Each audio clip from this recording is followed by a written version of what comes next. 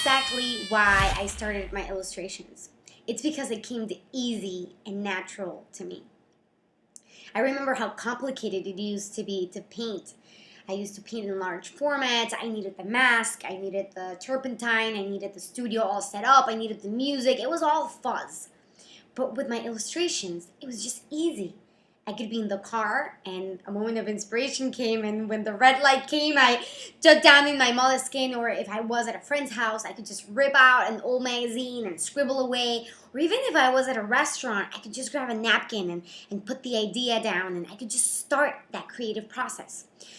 Because you know, as an artist and as a creative, that our bursts of inspiration come at the least convenient times, and they don't stay for long. So you want to be producing work when you are in your creative high. You don't want to be creating from the aftermath of that inspiration.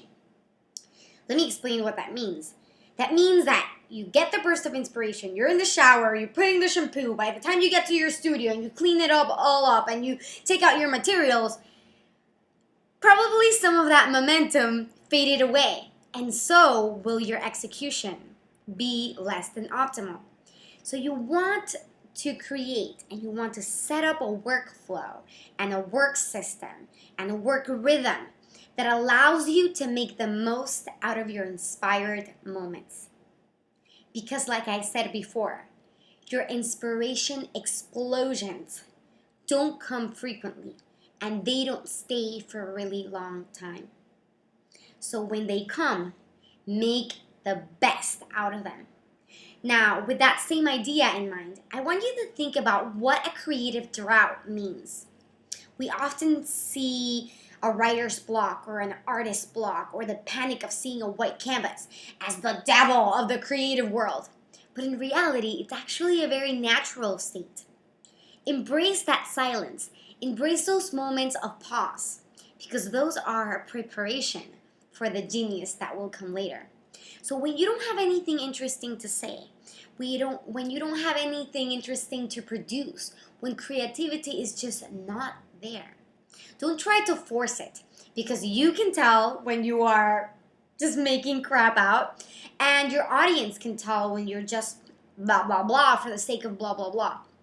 So if you have a blog, if you have an Etsy shop, if you have things where you think people are expecting you to come up with a genius collection or with the most brilliant post, be gentle to yourself and allow that roller coaster of creativity to take its full swing. Be optimal in the moments of high and be present and be there and deliver the most.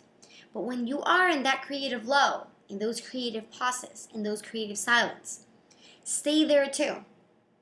Build the momentum, build the hype, and stay low.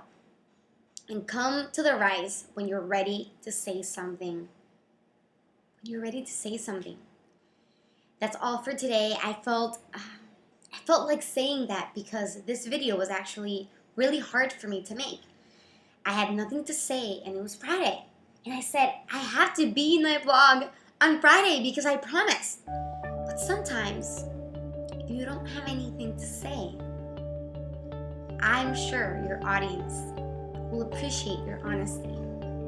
So I just had to confess that out in the open, and I hope you can relate and appreciate what that means in your terms. It was great talking to you again. This was Mayi Carles from Heart Made Blog. Till next Friday video. Bye-bye.